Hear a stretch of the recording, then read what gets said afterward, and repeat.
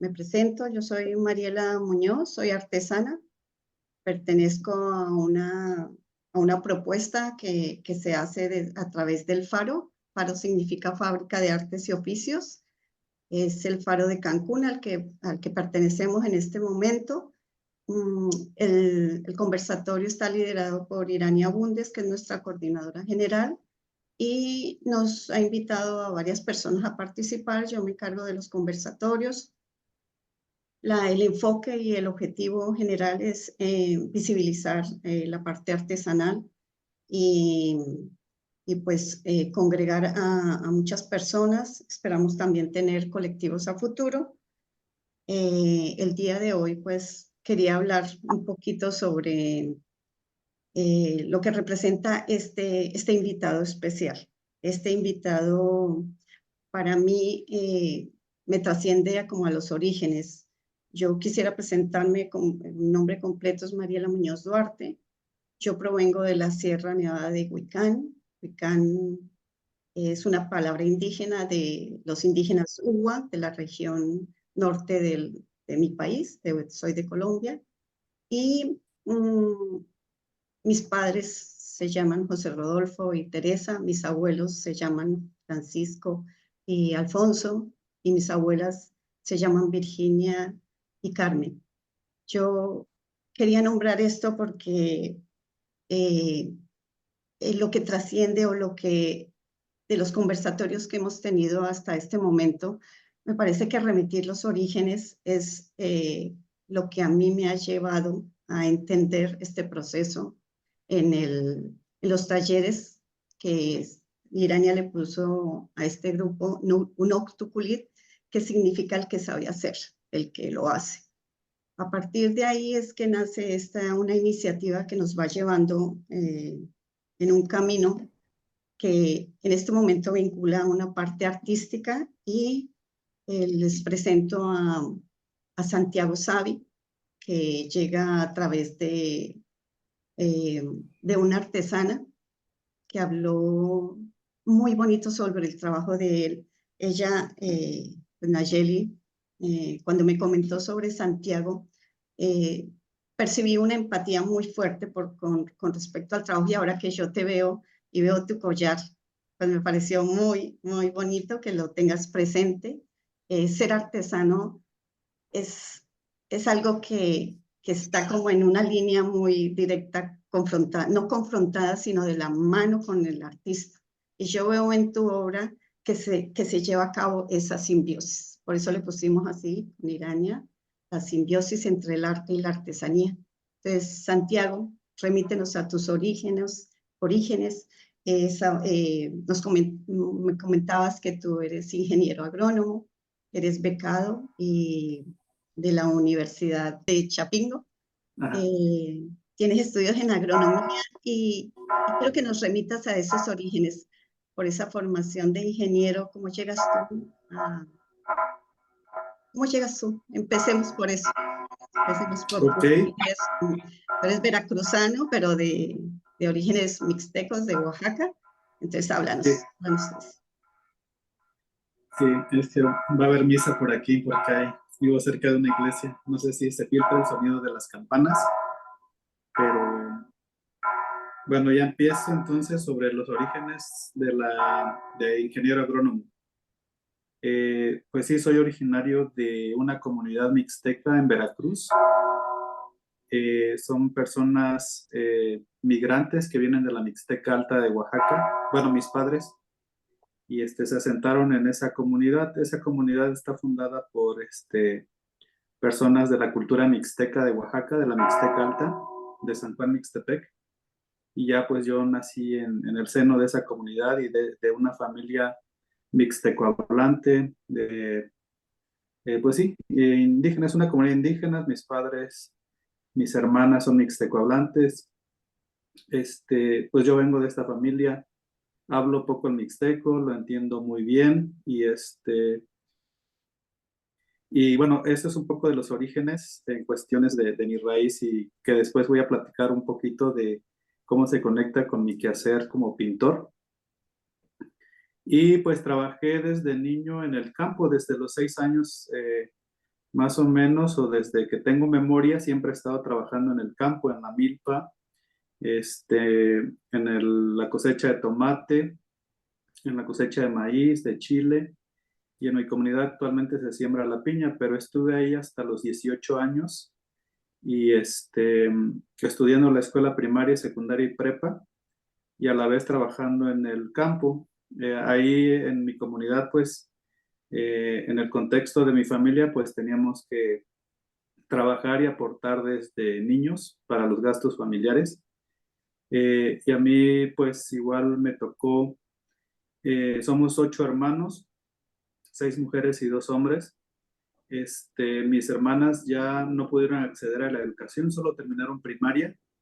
Y yo también así era como que el destino, la indicación era de que terminara la primaria e incorporarme a trabajar al campo, como ya lo venía haciendo, pero pues me puse rebelde y a mis 12 años le dije a mi papá que yo quería estudiar, que si él no iba a poder apoyarme, pues que yo iba a trabajar y estudiar. Y entonces, y sí, efectivamente, me acompañó, me inscribí, pero sí, a partir de ahí, pues sí, yo estuve muy al pendiente de mis colegiaturas, bueno, en realidad eran cooperaciones para mantenimiento de la escuela, cooperaciones para lo de los libros, uniformes escolares, zapatos, lo de mi recreo, todo eso. Y así hasta la prepa. Y tuve que emigrar de mi comunidad, pues, para poder obtener una profesión, porque pues allá solamente había telebachillerato y telesecundaria, pues a mí me tocó eh, ahorita, antes de esta época de Zoom, de tomar clases y talleres por la pantalla. Yo desde el 90 y, ¿qué? 96 al 2000, 96 al 2002, que estuve ahí estudiando la secundaria y la prepa. Todas mis clases fueron por televisión. Teníamos un maestro, pero veíamos la clase por tele y ya veíamos español, contestábamos la guía, veíamos matemáticas, 15, 20 minutos la clase, contestábamos y así veíamos ciencias, filosofía, historia. Entonces, sí me eduqué a través de la pantalla de manera autodidacta en la secundaria y prepa. Y la única manera de profesionalizarme pues era salir de la comunidad. Entonces me vi en la necesidad por búsqueda de profesionalizarme, de salir de la comunidad a los 18 años. Conseguí una beca en la Universidad Autónoma Chapingo y ahí estudié agronomía 5 años. Y bueno, esos son un poco mis orígenes en cuanto a la agronomía.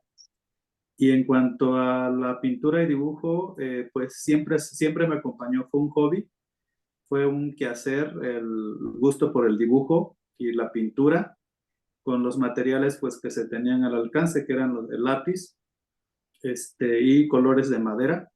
Escolar es un material escolar, entonces con eso yo dibujaba y pintaba por lo poquito que hacía y era como un gusto muy personal que nunca lo dejé en su momento. En esa búsqueda de profesionalizarme, a la par también el tema del gusto por el dibujo y la pintura siempre me acompañó de manera, pues como hobby autodidacta, ¿no? Ya hasta después fue que ya la retomo como ahorita, pero no sé, bueno, no sé si me quisieras dirigir o le sigo o por dónde vamos. Más bien, no, sí, ahí cuando estás hablando del origen de los dibujos que siempre era parte de ti, ¿tú lograste tener como un compendio o lograste guardar ese proceso que tú tenías? Porque veo que la parte plástica empieza contigo ya formalmente es como en el 2015, ¿no? Entonces, Sí, fíjate que no, yo recuerdo desde la primaria que como parte de las actividades, a veces nos dejaban hacer dibujitos, que la montañita, la casita, el sol, los animalitos, y era muy eventual. Yo recuerdo que tenía una libreta de dibujos y todos los días hacía un dibujo y se lo llevaba a la maestra o maestro para que me lo calificara, porque eran tareas. Pero bueno, ya en ese caso para mí no eran tareas, yo lo hacía por gusto. Llevaba esa libreta, no me la pedían los maestros ni era tarea, pero yo se las llevaba y ya me ponían ahí un 10, un diezazo, como le decíamos. Y me motivaba, ¿no? Ah, porque le gustó al profesor. Entonces siempre lo hacía desde, te digo, 6, 7, 8, 9 años. 10 años, toda la primaria. Recuerdo que era como la época cuando eres niño, pues que exploras mucho pues la creatividad de una manera pues ciertamente límite. Hasta los 12 años que ya me dijeron, caí en la realidad de que hasta aquí vas a llegar y ahora a trabajar. Ya no estudiar ni nada, pero antes de eso, pues todavía sí era el juego, todavía sí trabajar un poco, pero más el juego. Y el tema del dibujo pues lo hacía de manera libre. Entonces me acompañó desde ahí, no de manera profesional, sino como un gusto muy personal. Y nunca me visualicé desde ahí o dije, quiero ser pintor, como algunos niños lo dicen, porque primero en mi comunidad pues no existía el rol de pintor, no había pintores, no sabía que existía la profesión de artes plásticas, diseño gráfico o estas carreras relacionadas al arte. Entonces yo nunca lo visualicé como algo a lo que aspirar, porque no había ningún rol y tenía desconocimiento. Y entonces, pues la que guardaba esos dibujitos a veces era mi mamá. Entonces, cuando yo llegaba en vacaciones, de repente estaban ahí colgados. Mi mamá les ponía un cartón duro de los cartones de las cajas de huevo y ahí los pegaba y los perforaba y los colgaba con clavos, pero no los protegía y ahí llovía y se mojaban, se empolvaban y ya ella era la que recuerdo que los guardaba. Yo los veía y digo, ah, mira lo que hacía antes. Y ya, pero no tengo nada guardado de esos primeros dibujos. En la universidad también dibujaba y pegaba mis dibujos en el internado, en mi cuarto. Ahí llegaban mis amigos o compañeros de la escuela y les gustaban y se los obsequiaba, entonces se los llevaban, ¿Entendías? los ¿No dibujitos que yo aprovechabas hacía. para venderles ahí? No, fíjate que no, porque no, primero te digo, no tenía la visión del arte como venta o como negocio o como profesión. Ujú. Incluso ya después hablaremos, pero mis primeras obras ni siquiera sabía cómo venderlas o no quería venderlas o no quería y tampoco sabía cómo venderlas, ni a cuánto venderlas, o se me hacía loco que me pagaran por el arte, ¿no? Ahorita pues ya está fijado un precio y ya hay como una oferta-demanda, ya también se establece como cierto precio, pero en su momento pues no, y hasta la fecha todavía hay veces que me cuesta ponerle precio a mis obras, pero no, Sí, en sí, ese sí. momento todavía no. Bueno, antes de llegar a esa parte, porque sí, tu página la vi como muy puntual, es muy organizada en ese aspecto. Ah, entra uno y da la posibilidad de las obras que impactan. A mí me gustó mucho el tema reiterativo que tú tienes sobre pues el tema de la tierra, ¿no? Cómo lo manejas y ahí veo también la presencia del colibrí de manera recurrente. Pero bueno, ahorita antes de hablar de tu obra, cuéntanos de esa transición, o sea, ¿cómo llegas tú a, a definir, a cambiar la agronomía y en ese trayecto que tú das, qué fue lo que te hizo eh, definirte por la plástica, ¿no? Por la pintura. Sí, en la pequeña breve charla que sostuvimos el primer contacto con Mariela, bueno, contigo, Sí, ahí platiqué un poquito del tema de la agronomía y de todo. Entonces, había una opción, no, yo quería ser maestro de educación primaria, dar clases a niños, y pero para profesionalizarme, donde conseguí una beca, pues fue como ingeniero agrónomo. Entonces, estudié agronomía como una pues necesidad de profesionalizarme, como pues, no tenía tantas opciones de cómo hacerlo, siendo pues yo solo contra el mundo, que pues sin tener como el apoyo económico de la familia y salir de la comunidad y estar en una ciudad muy grande, pues fue a través de la beca y el internado que pues me alivianó mucho en este proceso de profesionalizarme. Ya estando en esa universidad, pues elegí una carrera que es ingeniero agroindustrial, que es la que un poquito se alejaba de estar en el campo, cuando la agronomía es 100% campo. Pero yo venía padeciendo de este tema de trabajar en el campo, pues en el solazo, pues el trabajo duro. Entonces, digo, ay, pues voy a entrar otra vez a agronomía para regresar al campo. Pues entonces, ¿para qué estudio? Mejor ya me quedo aquí en el campo, ¿no?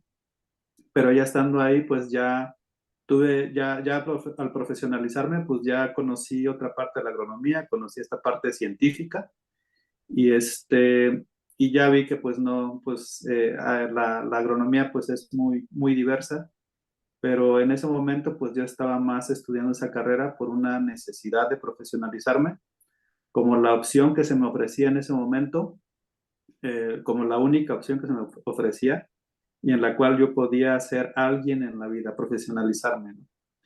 Y agarro esa carrera, son 5 años, la termino, me titulo, trabajo un rato en campo, en varias partes de comunidades indígenas, también estuve en Guerrero, Puebla, Oaxaca, y después regresé a Ciudad de México, también trabajando con fundaciones que tenían proyectos de agronomía en todo México. Entonces Ahí es así estaba cuando en la Ciudad tú, de México perdona, y viajaba. Estamos hablando por ahí de 2007 que yo egresé a 2013, 14 más o menos, que estaba dedicándome a todos estos proyectos de agronomía. Y ahí a la par sí dibujaba, pero ya eran así como que un amigo dice, veo que tu dibujo es bonito, dibújame a este personaje de esta caricatura porque yo colecciono estos muñecos.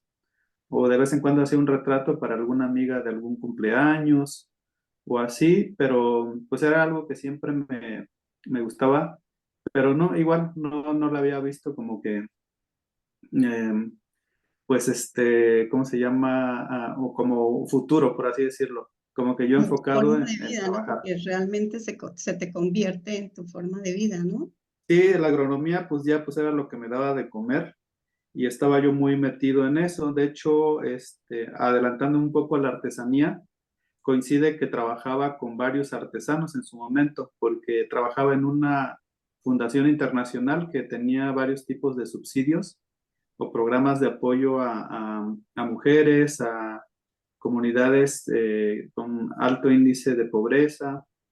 Y entonces una parte de lo que hacían también era buscar opciones de mercado para aquellos de estas comunidades que ya hacían algún producto o algún servicio, entre ellos artesanía. Y yo entonces estuve ahí como parte de mi trabajo encaminando a algunos artesanos a expos en Ciudad de México. Ah, recuerdo que hacían una muy grande de artesanía y arte popular en Palacio de los Deportes, una institución de gobierno, FONAES creo que se llamaba en su momento, y era así una mega expo de arte, artesanía, arte popular, gastronomía, textiles, y yo pues enfocaba a mis artesanos hacia allá. Y yo veía sus piezas y así digo, qué bonitas, pero nunca compré una, nunca valoraba el trabajo artesanal. Y a veces algunos artesanos me regalaban piezas y digo, sí, muchas gracias, qué bonito trabajo. Y hasta ahí como que tampoco volteaba a ver, estaba tan conectado con este tema del trabajo que no volteaba a ver tampoco pues esta riqueza, ¿no? De productos que hacían estos artesanos. Ya más estaba yo enfocado en conseguirles lugar, colocarlos, que vendieran y que regresaran a sus casas bien y todo, pero no estaba muy metido con conocer más de su proceso creativo. Y Y también como ya, un compromiso social, ¿no? Porque cuando tú te vinculas con artesanos, ahí es donde vas identificando eso, que tienes un compromiso social también con ellos, ¿no? O sea, sí, estaba más con este enfocado, pues de darles pues en ese momento me tocó estar en un punto donde podría abrirles o conectarlos con espacios donde ellos pudieran vender sus productos. Entonces, pues mi trabajo era ese, entonces no estaba involucrado en lo creativo, más bien era pues parte de estos proyectos que eran como de todo un sistema, que era alfabetización, equidad de género, talleres de capacitación, educación financiera y entre eso pues apoyar en estos procesos de comercializar sus productos. Y ahí fue donde yo entré un poquito y ya estaba ahí, entonces, en este proceso yo había olvidado o como que ocultado toda esta parte de mis raíces indígenas. Mi mamá, pues ella, su lengua materna era el mixteco, casi todo el tiempo hablaba esa lengua, nos comunicábamos así, de hecho ella me hablaba en mixteco, yo le contestaba en español porque desarrollamos esta forma de que yo comprendía todo lo que decía y así nos hablábamos, mi papá también, mis hermanas mayores, pues les tocó otro contexto donde la lengua estaba más empapados, entonces hasta la fecha los cuatro hermanos mayores hablan el mixteco muy, muy padre, ya los otros últimos solo nos quedamos en esta parte de comprenderlo, hablarlo poco, y el tema también de salir de la comunidad pues ha influido mucho, y también fue una parte de que habría que aprender bien el español y profesionalizarnos para tener un valor en la sociedad y en la vida, porque el tema de la lengua indígena pues siempre estuvo relacionado con la ignorancia, ¿no? Con la pobreza, era algo peyorativo, entonces el hablar o decir claramente que veníamos de una comunidad indígena, que éramos de familia indígena, y todo eso pues en el proceso de educación también es un proceso donde te despojan de tu identidad y te forman para integrarte a un proceso productivo como todos los demás, pero despojado absolutamente de identidad.